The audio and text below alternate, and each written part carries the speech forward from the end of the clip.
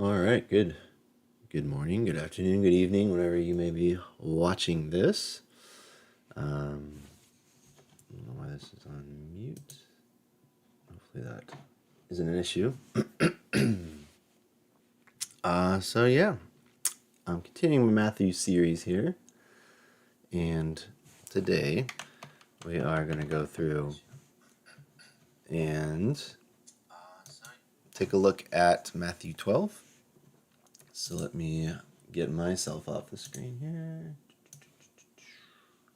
Mostly, I should say. And yeah, we'll get right into it. Take a look at Matthew 12. So we'll just read through it. And we're looking for unique things about Jesus that he has only ever done in human history. All right, Matthew 12. This one's an early in the morning study here, so if my voice seems a little deeper, that's probably why.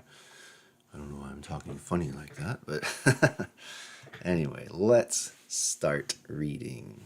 Jesus is Lord of the Sabbath. At that time, Jesus went through the grain field on the Sabbath. His disciples were hungry, and they began to pluck heads of grain and to eat. But when the Pharisees saw it, they said to him, "Look, your disciples are doing what is not lawful to do on the Sabbath."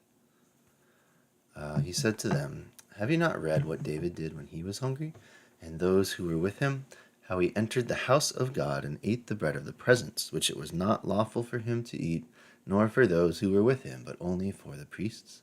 Or have you not read in the law how on the Sabbath the priests in the temple profane the Sabbath and are guiltless? I tell you, something greater than the temple is here. And if you had known what this means, I desire mercy and not sacrifice, you would have not condemned the guiltless. For the Son of Man is the Lord of the Sabbath." All right, that's a good verse to copy there. Matthew 12, verse 8.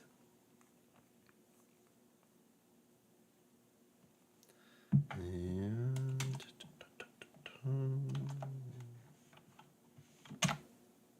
oops, that's not what I want. All right, let's remember how to copy here. I think I zoomed in too far. There we go. All right, so Jesus being the Son of Man and also being the Lord of the Sabbath. So Jesus is the Lord of the Sabbath. All right, he doesn't really explain what that means really here, but he's also saying something greater than the temple is here. And is that something him? I'll put that one as well. Verse 6.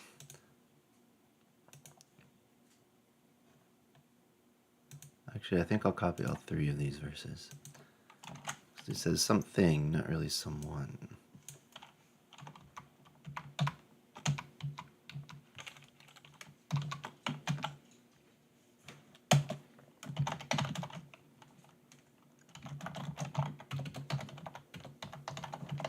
So I'll say Jesus may be claiming he is greater than the temple.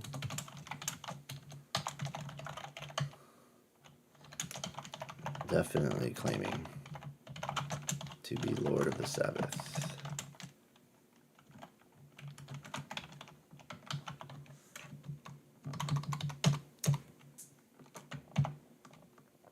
Oops, let's make that one yellow. There we go. Okay. Well, let's keep reading. Unselect our verses. Here we go. A man with a withered hand. He went on from there and entered their synagogue, and a man was there with a withered hand. And they asked him, "Is it lawful to heal on the Sabbath?" So that they might accuse him. He said to them, "Which one of you who has a sheep, if it falls into a pit on the Sabbath, will not take hold of it and lift it out?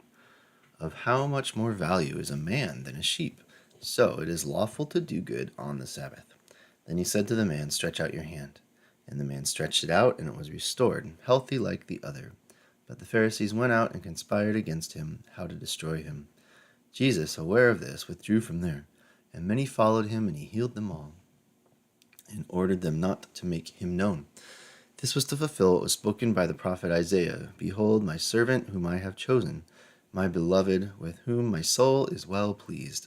I will put my spirit upon him, and he will proclaim justice to the Gentiles. He will not quarrel or cry aloud, nor will anyone hear his voice in the streets.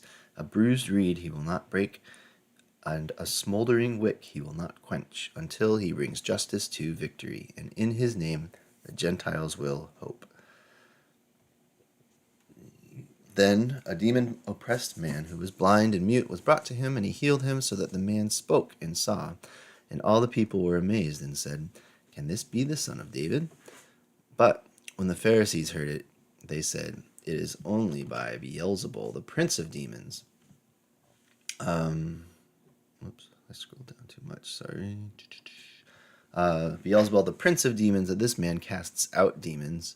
Knowing their thoughts, he said to them, "Every kingdom divided against itself is laid waste, and no city or house divided against itself will stand. And if Satan casts out Satan, he is divided against himself. How then will his kingdom stand? And if I cast out demons by Beelzebul, by whom do your sons cast them out? Therefore they will be your judges. But if it is by the Spirit of God that I cast out demons, then the kingdom of God has come upon you. Or how can someone enter a strong man's house and plunder his goods unless he first binds the strong man? Then indeed he may plunder his house. Whoever is not with me is against me, and whoever does not gather with me scatters. Therefore, I tell you, every sin and blasphemy will be forgiven people, but the blasphemy against the Spirit will not be forgiven. And whoever speaks a word against the Son of Man will be forgiven, but whoever speaks against the Holy Spirit will not be forgiven, either in this age or the age to come. Either make the tree good and its fruit good, or make the tree bad and its fruit bad, for the tree is known by its fruit. You brood of vipers, how can you speak good when you are evil? For out of the abundance of the heart the mouth speaks. The good person out of his good treasure brings forth good, and the evil person out of his evil treasure brings forth evil. I tell you, on the day of judgment, people will give account for every careless word they speak. For by your words you will be justified, and for by your words you will be condemned. Then some of the scribes and Pharisees answered him, saying, Teacher, we wish to see a sign from you. But he answered them, An evil and adulterous generation seeks for a sign, but no sign will be given to it except the sign of the prophet Jonah. For just as Jonah was 3 days and 3 nights in the belly of the great fish, so will the Son of Man be 3 days and 3 nights in the heart of the earth. The men of Nineveh will rise up at the judgment with this generation and condemn it, for they repented at the preaching of Jonah, and behold, something greater than Jonah is here. The queen of the south will rise up at judgment at this generation and condemn it, for she came from the ends of the earth to hear the wisdom of Solomon, and behold, something greater than Solomon is here. All right, we'll take those last 2 verses here and add them to our research. And let's see, I'll zoom out a little bit. Jesus is greater than Jonah and Solomon. All right, so a prophet and a king. Jesus is claiming that he is greater than both of them. Let me change that back to yellow. All right, let's keep reading Matthew 12.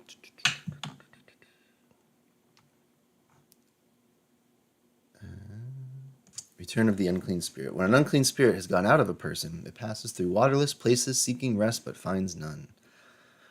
That's an interesting phrase. Passes through waterless places seeking rest, but finds none. Then it says, I will return to my house from which I came. And when it comes, it finds the house empty, swept, and put in order. Then it goes and brings with it 7 other spirits more evil than itself, and they enter and dwell there. And the last state of that person is worse than the first. So also will it be with this evil generation. While he was still speaking to the people, behold, his mother and brothers stood outside, asking to speak to him. But he replied to the man who told him, Who is my mother, and who are my brothers? And stretching out his hand toward his disciples, he said, Here are my mother and my brothers. For whoever does the will of my Father in heaven is my brother and sister and mother. All right, let's keep going. Let's try to do chapter 13 as well. That same day, Jesus went out of the house and sat beside the sea, and great crowds gathered about him, so that he got into a boat and sat down, and the whole crowd stood out on the beach. And he told them many parables, many things in parables, saying, A sower went out to sow, and as he sowed, some seeds fell along the path, and the birds came and devoured them. Other seeds fell on rocky ground, where they did not have much soil, and immediately they sprang up, since they had no depth of soil. But when the sun rose, they were scorched, and since they had no root, they withered away. Other seeds fell among thorns, and the thorns grew up and choked them. Other seeds fell on good soil and produced grain, some 100-fold, some 60, some 30. He who has ears, let him hear. Then the disciples came and said to him, Why do you speak to them in parables? He answered them, To you it has been given to know the secrets of the kingdom of heaven, but to them it has not been given. For to the one who has, more will be given, and he will have an abundance. But from the one who has not, even what he has will be taken away. This is why I speak to them in parables, because seeing they do not see, and hearing they do not hear, nor do they understand. Indeed, in their case, the prophecy of Isaiah is fulfilled that says, You will indeed hear, but never understand, and you will indeed see, but never perceive.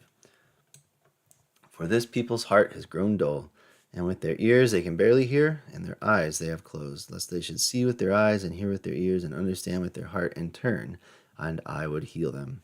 But blessed are your eyes, for they see, and your ears, for they hear. For truly I say to you, many prophets and righteous people longed to see what you see, and did not see it, and to hear what you hear, and did not hear it. Hear then the parable of the sower.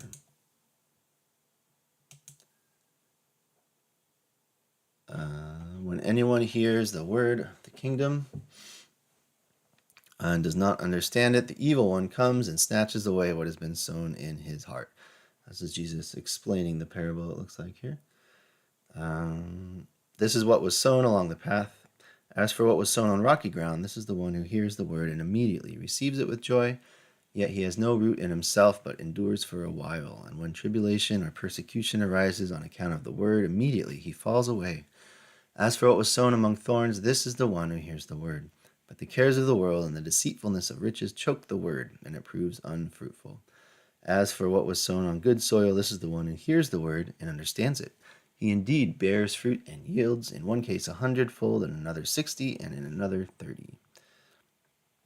He put another parable before them, saying, The kingdom of heaven may be compared to a man who sowed good seed in his field. But while his men were sleeping, his enemy came and sowed weeds among the wheat and went away. So when the plants came up and bore grain, then the weeds appeared also, and the servants of the master of the house came and said to him, Master, did you not sow good seed in your field? How then does it have weeds? He said to them, An enemy has done this. So the servants said to him, Then do you want us to go and gather them? But he said, No, lest in gathering the weeds you root up the wheat along with them. Let both grow together until the harvest. And at harvest time I will tell the reapers, Gather the weeds first and bind them in bundles to be burned, but gather the wheat into my barn. He put another parable before them, saying, The kingdom of heaven is like a grain of mustard seed that a man took and sowed in his field. It is the smallest of all seeds, but when it has grown, it is larger than all the garden plants and becomes a tree, so that the birds of the air can come and make nests in its branches. Sorry, I just want to check to see what a mustard tree actually looks like. Wow. I didn't realize they can actually turn into a giant tree. That's pretty cool. Let me show you what I'm talking about here. This is a mustard tree. It's a pretty neat story. Let's keep going. Matthew 13:33. Then he told them another parable. The kingdom of heaven is like leaven that a woman took and hid in 3 measures of flour till it was all leavened. And all these things Jesus said to the crowd in parables. Indeed, he said nothing to them without a parable. This was to fulfill what was spoken by the prophet. I will open my mouth in parables. I will utter what has been hidden since the foundation of the world. Then he left the crowds and went into the house. And his disciples came to him, saying, Explain to us the parable of the weeds of the field. He answered, The one who sows the good seed is the Son of Man. The field is the world, and the good seed is the sons of the kingdom. The weeds are the sons of the evil one, and the enemy who sowed them is the devil. The harvest is the end of the age, and the reapers are angels. Just as the weeds are gathered and burned with fire, so will it be at the end of the age. The Son of Man will send his angels, and they will gather out of his kingdom all causes of sin and lawbreakers and throw them into the fiery furnace. In that place there will be weeping and gnashing of teeth. Then the righteous will shine like the sun in the kingdom of their Father. He who has ears, let him hear. The kingdom of heaven is like treasure hidden in a field, which a man found and covered up. Then in his joy he goes and sells all that he has and buys that field. Again, the kingdom of heaven is like a merchant in a search of fine pearls, who on finding the one pearl of great value went and sold all that he had and bought it.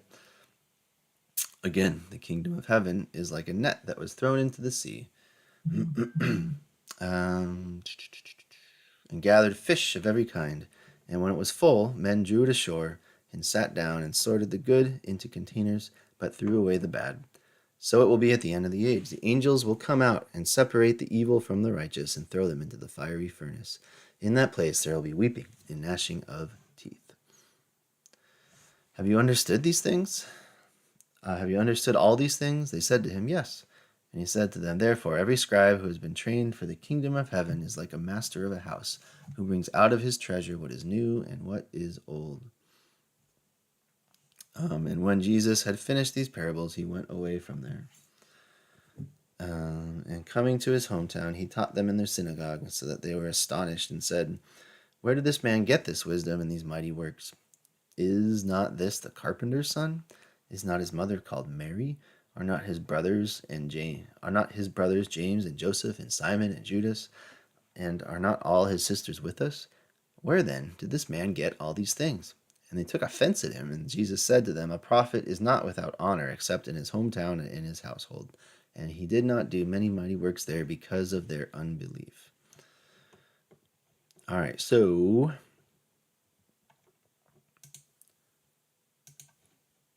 let's do a couple verses here. These parables are not really a part of this study, but there's definitely a lot to study in those parables for sure. So the main takeaway here is the end.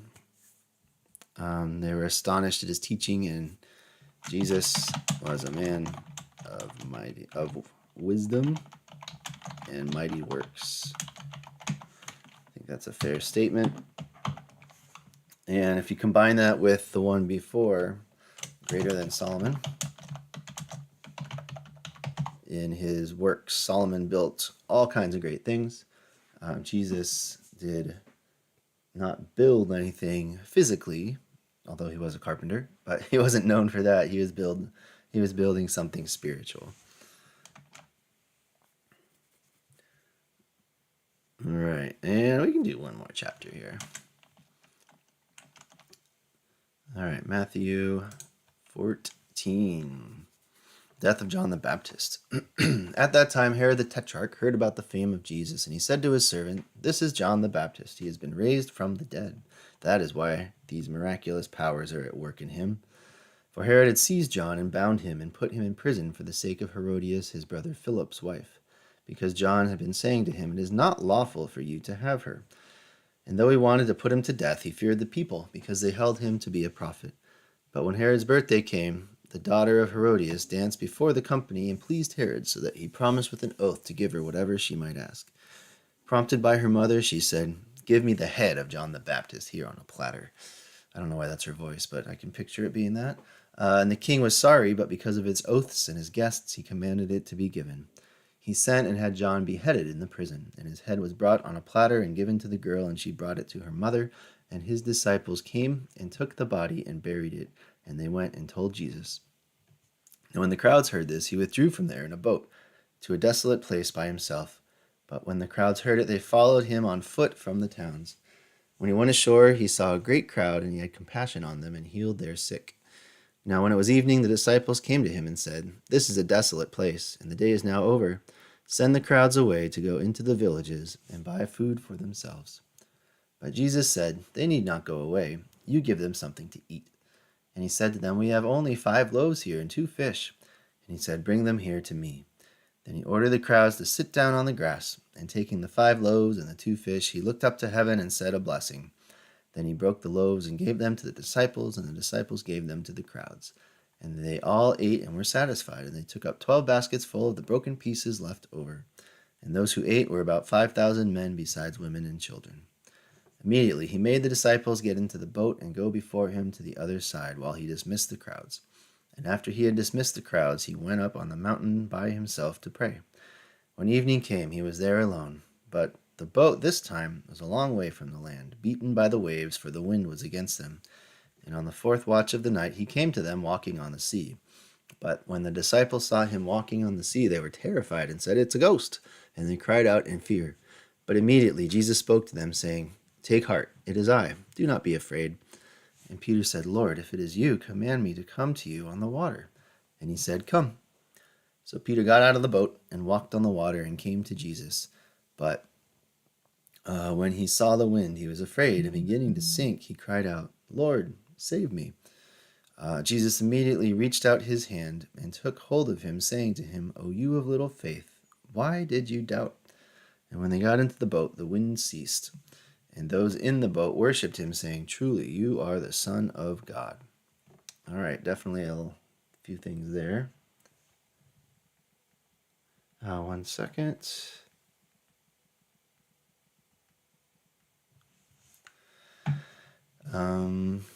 So, I don't think there's another person who's ever walked on water. So, where is that? The fourth night, Jesus came to them walking on the sea. I can't imagine what the disciples were thinking, man, seeing this. So, we'll add that to our list.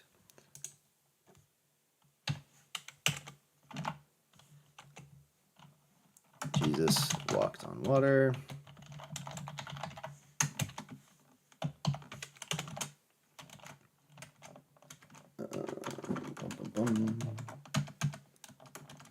There we go. Walks on water.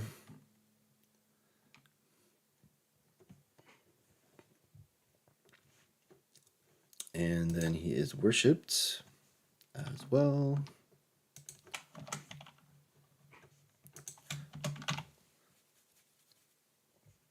Oops, I forgot to get rid of the first verse here.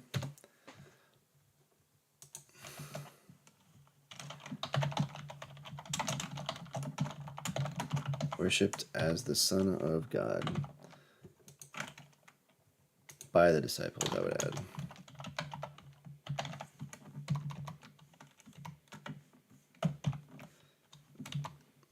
It's gonna bug me, I can't highlight that little tiny space. There we go.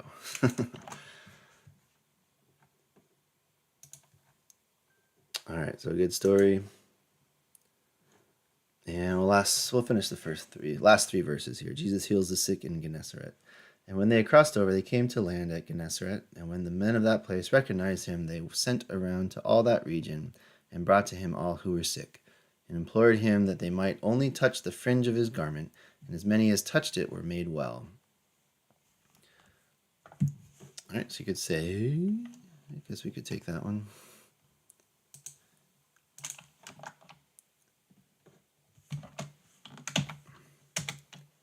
Healed people who only touched the hem of his garment. The hem of his.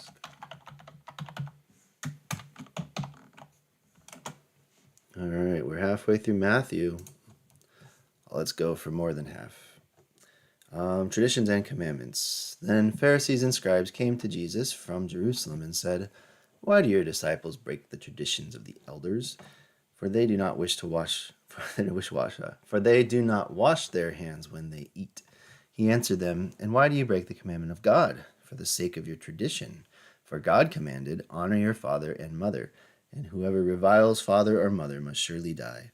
But you say, if anyone tells his father or his mother, 'What would you have gained from me?' is given." But you say, if anyone tells his father or mother, "What you would have gained from me is given to God," he need not honor his father. So, for the sake of your tradition, you have made void the word of God. You hypocrites, well did Isaiah prophesy of you when he said, "This people honors me with their lips, but their heart is far from me. In vain do they worship me, teaching as doctrines the commandments of men." And he called the people to him and said to them, Hear and understand. It is not what goes into the mouth that defiles a person, but what comes out of the mouth, this defiles a person. Then the disciples came to him. Do you know that the Pharisees were offended when they heard this saying? He answered, Every plant that my heavenly Father has not planted will be rooted up. Let them alone. They are blind guides, and if the blind lead the blind, both will fall into a pit. But Peter said to him, Explain the parable to us. And he said, Are you also still without understanding? Do you not see that whatever goes into the mouth passes into the stomach and is expelled? But what comes out of the mouth proceeds from the heart, and this defiles a person. For out of the heart come evil thoughts, murder, adultery, sexual immorality, theft, false witness, slander. These are what defile a person. But to eat with unwashed hands does not defile anyone. All right, so that's a tough lesson for the Jewish people to understand, that because they were very into the traditions and the food requirements and customs. And Jesus is saying, that's secondary to what you're actually thinking about and doing. Out of your heart is where these evil things come from, not from what you eat. So sometimes we can probably focus on the wrong things, I think, and focus on maybe what we're doing what rules we're following instead of what is actually going on under the surface in our heart. So nice little practical lesson there. Verse 21, And Jesus went away from there and withdrew to the district of Tyre and Sidon. And behold, a Canaanite woman from that region came out and was crying, Have mercy on me, O Lord, Son of David. My daughter is severely oppressed by a demon. But he did not answer her a word. And his disciples came and begged him, saying, Send her away, for she's crying out after us. He answered, I was only sent to the lost sheep of the house of Israel. But she came and knelt before him, saying, Lord, help me. And he answered, It is not right to take the children's bread and throw it to dogs. She said, Yes, Lord, yet even the dogs eat the crumbs that fall from their master's table. Then Jesus answered her, O woman, great is your desolate place. They said 7 in a few small fish. And directing the crowd to sit down on the ground, he took the 7 loaves and the fish, and having given thanks, he broke them and gave them to the disciples. 8 were 4,000 men, besides women and children. And after sending away the crowds, he got into the boat and went to the region of Magadan. All right, I think we will stop it there. Jesus multiplied the food, I think, is a good miracle.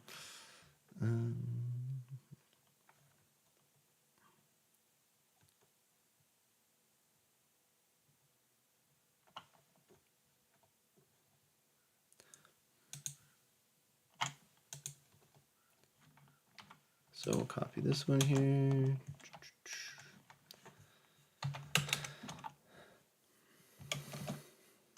Jesus multiplied the fish and the bread into enough food for, was this the 5,000? 4,000. 4,000 people plus women and children.